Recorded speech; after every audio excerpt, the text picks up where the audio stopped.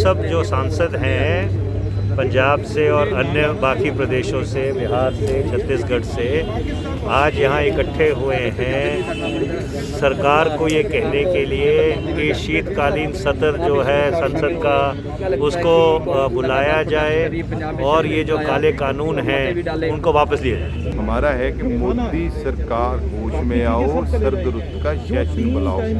किसान सड़कों पे बैठा हुआ है, अब पार्लियामेंट सेशन बुलाकर देश को जवाब दीजिए।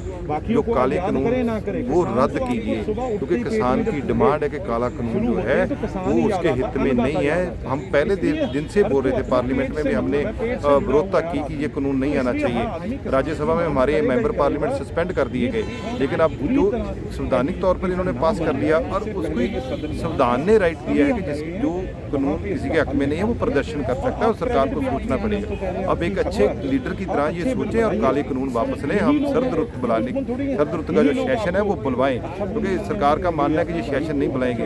ये यदि काले कानून लाने के लिए आप सर्द रुत का सेशन कोरोना में बुला सकते हो तो रद्द करने के लिए कौन सी दिक्कत है? अब सेशन बुलाओ जल्दी। पूरा देश शामिल है, पूरा देश एकजुट है। आप टिकरी बॉर्डर पे जाके देखें, टिकरी बॉर्डर में सारे हरियाणा या सिंधु बॉर्डर पे आप जाके देखें, पूरे सारे हरियाणा वासी सब ने अपने घर खोल दिए किसान भाइयों के लिए। पानी, खाना, दूध, हर तरीके की व्यवस्थाएं। केवल किसान नहीं, हर वर्ग के लोग आगे आ रहे हैं। ऐसा उदाहरण मैं देख के भी आया हूं। तो पूरा देश एकजुट हो गया विपक्षी पार्टी ने, और सरकार को इस किसान एकता के सामने झुकना होगा।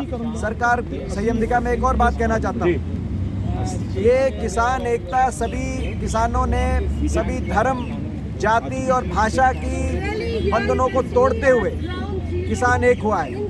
इनके लिए कुछ सत्ता दल के कुछ नेताओं द्वारा इस प्रकार की शब्दावली का प्रयोग करना आपने देखा, वो सही नहीं है। जो इस प्रकार की शब्दावली का प्रयोग कर रहे हैं, मैं समझता हूं कि आने वाला समय उनको माफ़ नहीं करेगा। हम सब एमपी यहाँ बैठे हैं कि जो जल्दी से जल्दी सर्द रुत का जो विंटर सेशन है, जो कभी ऐसा हुआ नहीं बुलाया गया, उसे यहाँ बुलाएं। और जो एक आपका सीधा तनाव बना पड़ा है, जो किसान और सरकार का एक दुश्मन का नाता, उसे आप सिर्फ ख़त्म इसी तरीके से कर सकते हैं, क्योंकि ये कानून तो वहीं बनते हैं। लोकतंत्र का मंदिर कौन है?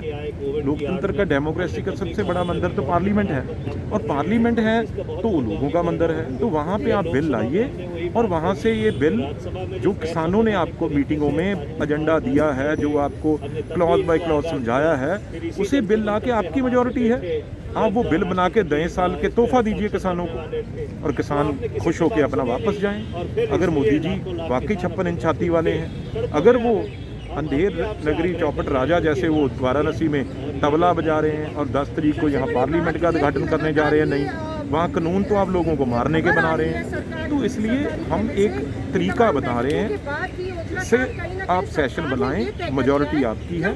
जो किसान बिल चाहते हैं वो कानून बना के आप खुद किसानों को इस सर्दी में, कौन सा राजा होता है जिसका एक आदमी भी अगर सो ना सके रात को, वो राजा होता है?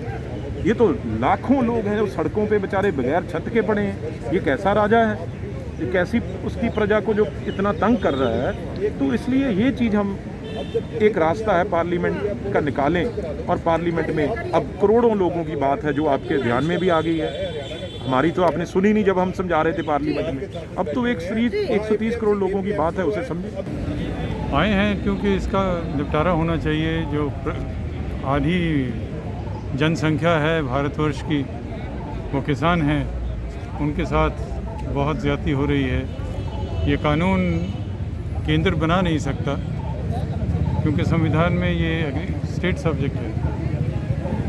तो किसान जो है वो पहले ही नुकसान उठा के काश्तकार करता है, और अगर अभी उनको एमएसपी भी नहीं मिलेगा तो वो ज़िंदा रहने के चांसेस देखता है कि भाई कैसे ज़िंदा रहेगा, उसको अंधेरा नज़र आता है।